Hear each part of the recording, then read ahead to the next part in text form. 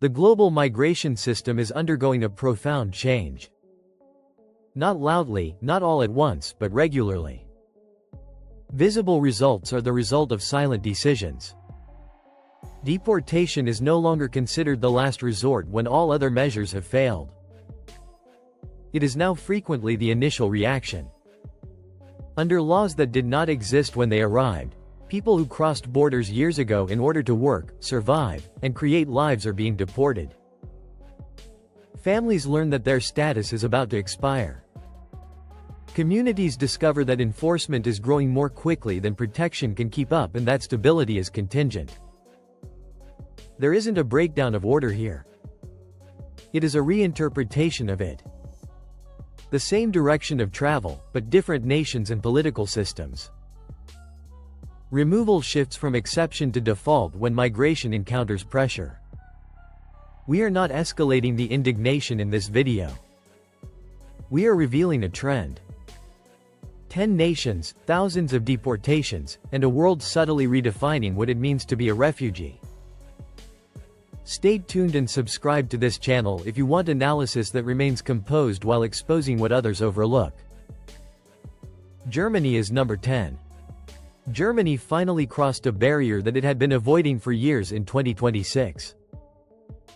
More than 80 Afghan nationals were transported back to Kabul by a deportation flight that took off, ending an unofficial halt that has persisted since the Taliban took back control. For many onlookers, the flight's significance lay in its symbolism more than its magnitude. There was no longer a barrier. Those on board had run out of legal remedies, according to German authorities. Human rights groups refuted that assertion, stating that a number of people still had pending family reunion applications or unresolved appeals.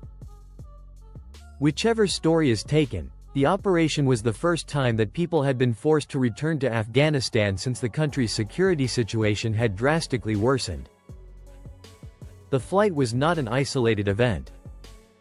Additional deportations targeting migrants from Afghanistan, Pakistan, Iraq, and other high-risk nations were being planned, according to announcements from the Interior Ministry. Declaring that denied asylum petitions could no longer lead to de facto permanent residence, officials presented the change as a necessary corrective. They claimed that in order to restore the system's trust, enforcement was crucial. Migrant communities responded right away. Thousands of Muslim immigrants in Germany expressed increased anxiety about being abruptly detained and deported. Many have been in the nation for years, raising families, paying taxes, and working lawfully. What had seemed stable at one point suddenly seemed conditional. Opponents cautioned that the strategy subjected returns to persecution and insecurity and compromised safeguards outlined in international refugee agreements. The argument put up by supporters was that Germany could no longer accept an endless stream of rejected candidates. A new reality emerged between these viewpoints. Deportation was no longer a special case. It was now a visible migration management tool. The change in Germany is significant because it represents a larger re-evaluation throughout Europe. Humanitarian language still exists, but it is now used in conjunction with stringent enforcement. The offer of asylum is no longer open-ended. It is reversible, time-limited, and becoming more and more transactional. In Germany, certainty, rather than compassion, was what changed. These days, protection is contingent upon political atmosphere, timing, and status. And when that assurance vanishes, dread takes its place. Greece is number 9. Greece has made deportations a daily tool of border control along Europe's eastern border. The pace of removals in 2025 changed the lives of tens of thousands of migrants traveling by land and water across the nation. Over 36,000 migrants, mostly from Afghanistan, Pakistan, Syria, and Iraq, have been forcibly returned or ejected since the start of the year. The Aegean Sea was the site of many of these operations, where migrants were apprehended soon after they arrived. Greek officials continuously denied any wrongdoing, characterizing the acts as legitimate border defense. International investigators documented systematic pushbacks that were carried out without individual review, leading them to a different result. According to survivor testimonies from island reception zones, boats were stopped at night, their engines were disabled, and people were moved aboard unsecured vessels before being forced back toward Turkish waters. Identification documents and personal items were removed prior to removal in multiple instances. Even immigrants who had filed for asylum claimed to have been deported following swift administrative rejections. Maritime operations were not the only means of deportation. Afghan and Pakistani citizens were returned directly to Kabul and Islamabad on charter flights. These removals depended on administrative power rather than traditional legal processes. Officials justified the practice by saying it was essential to safeguard European borders and discourage irregular migration. Human rights groups cautioned that returns would experience severe poverty, persecution, or fresh warfare. Normalization is what distinguishes the Greek case. Removal is handled as standard procedure rather than as an emergency response. Geographical factors are crucial. Greece, which is positioned at the entrance to Europe, has prioritized deterrence above long-term protection by turning pressure into enforcement. As a result, the migratory system is characterized more by exclusion than by asylum. Processing doesn't advance, it reroutes outward. Deportation takes the place of shelter as the predominant result as border states bear the weight of European policy. India is number 8. In India, expulsion takes on a new meaning in 2026. It was no longer restricted to cross-border travel. It shifted inward, changing who might be considered a part of the state in a number of areas, especially in the northeastern and eastern states. Citizenship reviews and verification campaigns become more intense with obvious repercussions. During coordinated enforcement actions, about 1,800 people who were identified as Muslim migrants were arrested between late spring and summertime. Numerous people were charged with not using national register procedures to demonstrate their heritage or legal residency. Human rights organizations reported that many of the imprisoned claimed to be Indian nationals and long-term residents, but they lacked official documentation, which is something that many underprivileged and rural people have never had. Detentions were frequently abrupt. Families reported being arrested at night, having little access to legal representation, and having transfers happen without warning. In other instances, inmates were transferred to holding centers before being deported across borders without getting officials' explicit confirmation. Videos that went viral depicted migrant workers being separated from their spouses and children, elderly parents being abandoned, and communities being uprooted from their homes. The actions were justified by Indian officials as lawful enforcement intended to combat undocumented migration and safeguard sovereignty. The governments of the surrounding countries objected, claiming that some of the people evacuated were actually Indian citizens. Legal advocates cautioned that stateless populations and due process violations could result from removals carried out without individualized evaluation. In addition to the quantity of deportations, the message they convey is what sets the Indian instance apart. Removal serves as an internal signal regarding legality and identity. The distinction between vulnerability and defense is made through documentation. Entire communities become dubious when documentation takes the place of lived history as evidence of affiliation. There are long-term ramifications to this change. In India, deportation is no longer just a reaction to migration pressure. Through enforcement, it has evolved into an internal governance mechanism that redefines citizenship. Those impacted include both recent immigrants and those who feel they already have a place in society. Pakistan is number 7. Pakistan served as a haven for Afghans escaping conflict, instability, and collapse for many years. Communities spread throughout cities and border areas. Businesses opened, children were born, and everyday life carried on with the belief that return would never be compelled. That presumption fell apart in 2025. One of the biggest deportation initiatives in the region was initiated by Pakistani authorities under a comprehensive security and paperwork drive. Within strict timeframes, migrants were required to provide legitimate documentation of their residency and admission. Those who disobeyed were expelled right away. Over 800,000 Afghans were removed in a few months. According to official declarations, there are more than 1 million people at risk who do not have official documentation. There wasn't much time for planning due to the operation's speed. Camps for refugees were demolished. The neighborhoods were deserted. Families were allowed to depart for days or even hours. Many of them who were evacuated had spent more than 20 years in Pakistan. They had run stores, paid rent, worked publicly, and sent their kids to neighborhood schools. Displacement took the place of permanence overnight. Authorities used pressure on public services and an increase in militant activities as justifications for the campaign. Deportations were presented by the administration as an issue of domestic order and national security. Human rights groups presented an alternative narrative. Instead of evaluating each individual, they observed widespread enforcement that viewed large groups as security threats by association. The crisis was made worse by the destination. Many families were sent back to Taliban-controlled areas, where there are little economic opportunities, education for girls is banned, and dissent is penalized.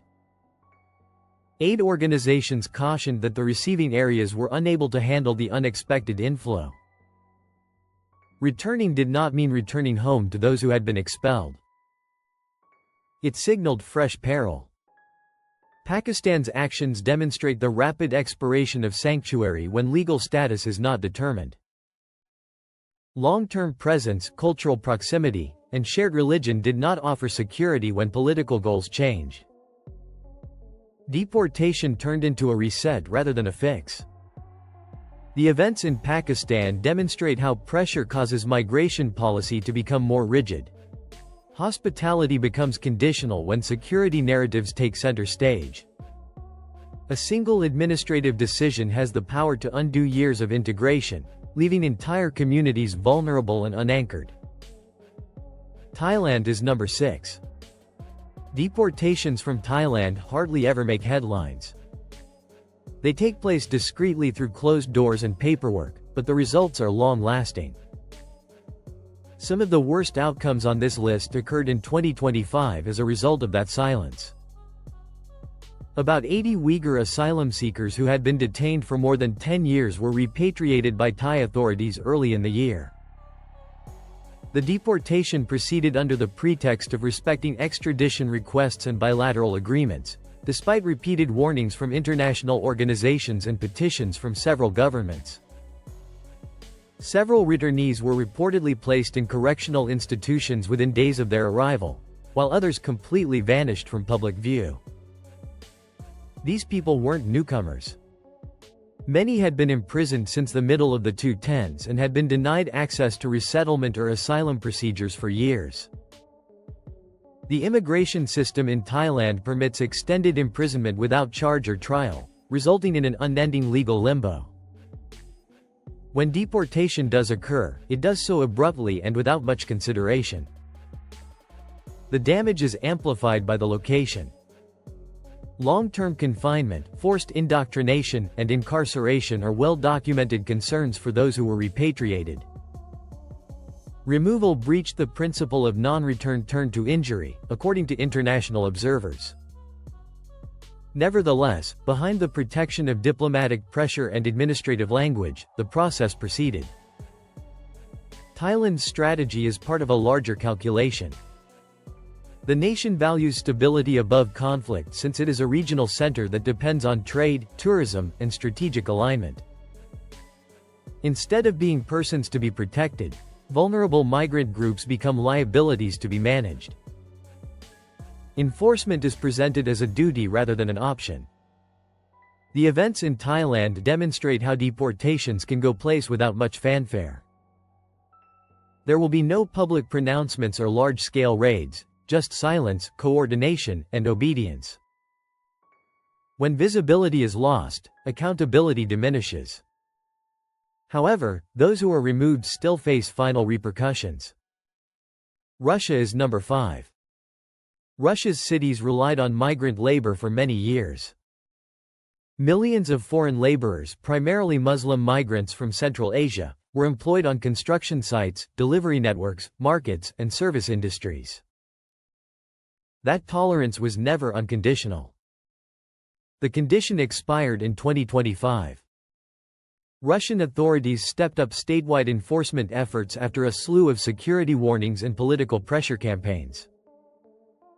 Large-scale raids were conducted in industrial areas and large cities. The use of biometric registration was increased. Checks for residency were commonplace. Over 80,000 migrants, mostly from Kyrgyzstan, Tajikistan, and Uzbekistan, were deported during the year. Muslim men employed in low-paying industries made up the majority of those expelled. The initiative was presented by officials as a reaction to irregular migration and worries about public safety. The necessity of re-establishing law and order and lowering crime was highlighted by state media. A different pattern was observed by independent observers. Alongside economic hardship and an increase in nationalist rhetoric, deportations skyrocketed, making migrant populations obvious targets for resentment and blame. The removals were frequently sudden. During workplace raids or apartment checks, employees were arrested. Phones were seized. There was restricted legal access. Deportations frequently followed administrative infractions rather than criminal convictions.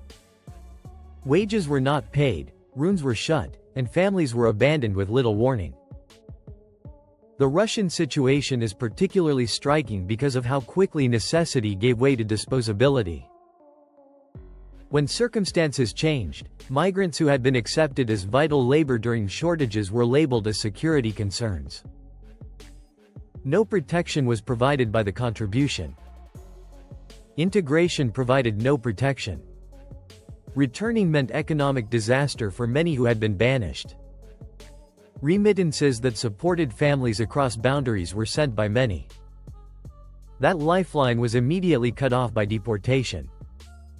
The temporary enforcement met political demands for Russia. A workforce that is unstable due to fear and uncertainty is the long-term cost. Russia's strategy serves as an example of how worry turns into strategy, hardening migration policy.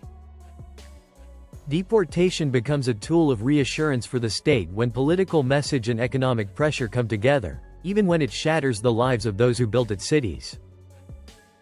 The United States is number 4. Deportations within the United States increased in number and pace in 2025.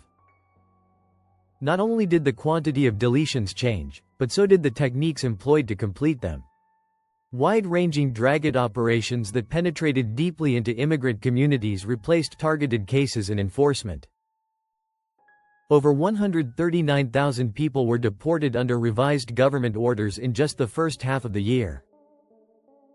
Yemeni, Somalian, Sudanese, Iraqi, and Afghan nationalities were among those expelled. Many have spent years living in the nation. A few had employment permits.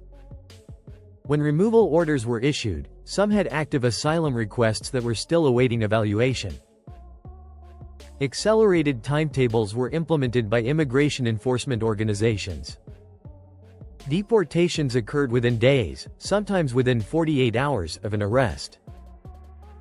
Legal advocates recorded instances where people were moved to third nations they had no prior ties to instead of their country of origin. Deportees were sent to detention centers in portions of Central America even though they had not committed any crimes. Detention facilities and airports turned become pressure points. Following normal traffic stops or employment inspections, families reported abrupt separations. As enforcement zones grew and discretion shrank, concerns of religious profiling rose, especially among Muslim groups. In an effort to reach removal targets, advocacy groups cautioned that procedural safeguards were being circumvented. The approach was justified by federal officials as a restoration of legal order and border integrity. They placed a strong emphasis on consistent enforcement and deterrence. The human cost was cited by critics. Both recent arrivals and long-term inhabitants were dragged into removals. Administrative efficiency was prioritized over family structures, employment histories, and community relationships. In this framework, reach and scale together define the United States. Deportations were no longer limited to recent entries or border crossings. Millions of people living in uncertainty saw their everyday lives drastically altered as it permeated interior spaces. Fear permeated the air. Compliance turned into a means of survival. Contradiction is the outcome. A country established on immigration expands its means of removal while continuing to rely on the labor and contributions of migrants. Deportations in the U.S. were not an anomaly in 2025. It served as a guiding concept. Panama is number 3. Debates over deportations seldom revolve on Panama. However, it emerged as one of the hemisphere's most significant transit hubs in 2025. The nation became a pressure valve due to geography. It became a sorting gate according to policy. In order to control onward migration, Panamanian authorities increased collaboration with regional and international partners as migrant flows through the Darien Gap became more intense. Intercepted, processed, and transferred were thousands of migrants from North Africa, Afghanistan, Iran, and Pakistan. According to official statistics and humanitarian reports, thousands of people were deported or rerouted in a matter of months, many of them without the opportunity for a personalized asylum examination. The location of the detention was hidden from public view. There was little transparency in the operations of temporary holding facilities close to the jungle path. Legal support was hard to come by. Timelines were shortened. The decision-making process for many inmates proceeded swiftly from interception to expulsion. A few were sent on charter aircraft to foreign nations. Others had little papers and were shipped overland to nearby states. Instead of framing the strategy as expulsion, Panama presented it as transit management. Public health, border security, and the need to stop organized crime from taking advantage of migrant routes were highlighted by officials. Concerns about the distinction being hazy in practice were voiced by human rights monitors. The outcome is more important than the label when someone is removed without following the proper procedures. The risk was increased by the circumstances. Long stays in isolated camps put migrants at risk for disease and instability. During transfers, families reported being separated. Communication with family members or attorneys was frequently cut off. Removal was not the end of displacement for Muslim newcomers who were not familiar with the area. It became more profound. Panama serves as an example of how deportation can be concealed and outsourced. The deed doesn't necessarily resemble a flight home. It can take the form of indefinite detention beyond legal visibility, misdirection into ambiguity, or abandonment at a border.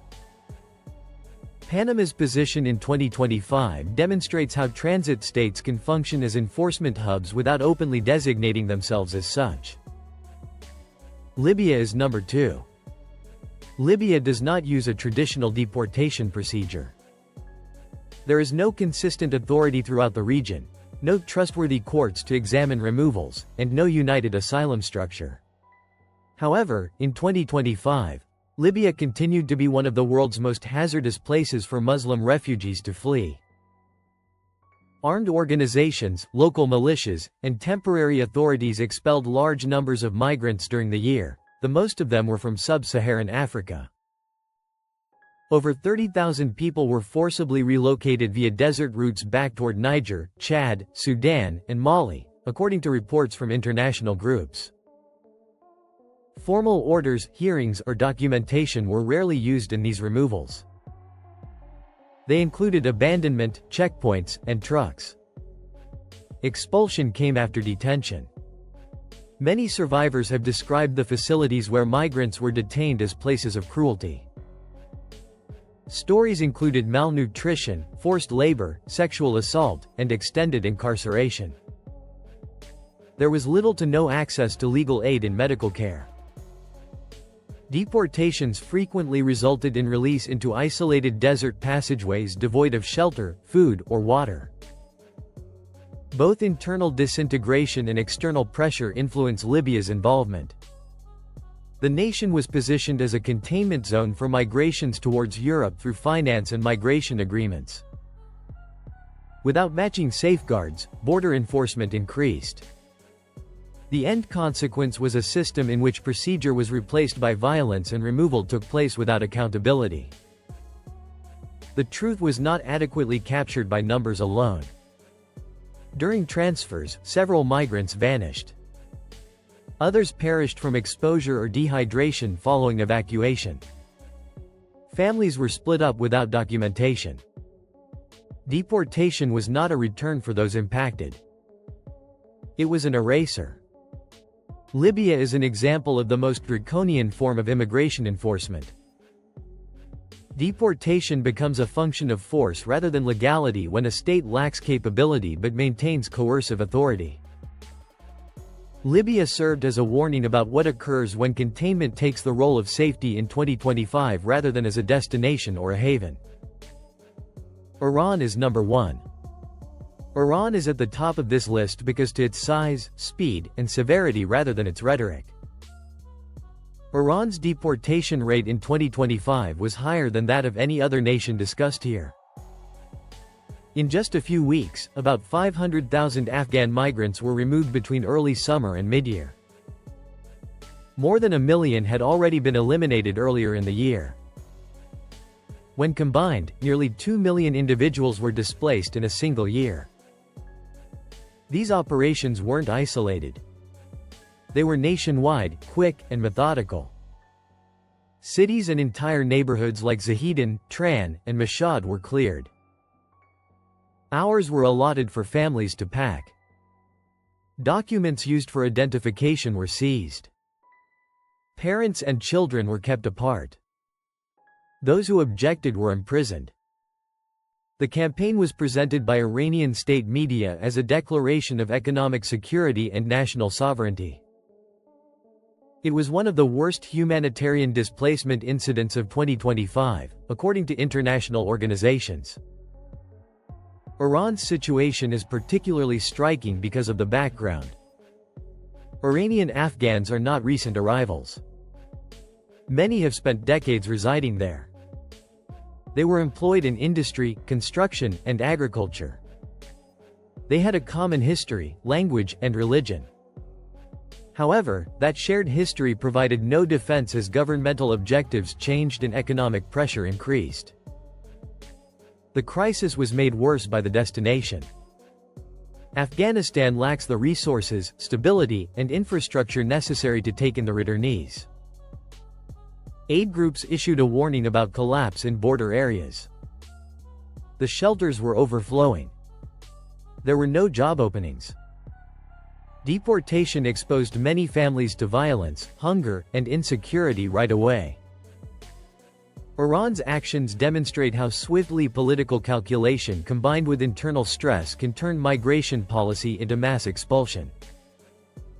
This was not a slow tightening. It was a fast eraser. Iran is ranked first because of this, both in terms of the numbers involved and what those numbers stand for. The breakdown of protection, the loss of self-control, and the reminder that human lives become variables when states act without boundaries. Subscribe to this channel and let us know in the comments how you believe these deportation waves will change the future of migration globally. If you want a clear, organized examination of global migration patterns free of slogans or simplifications.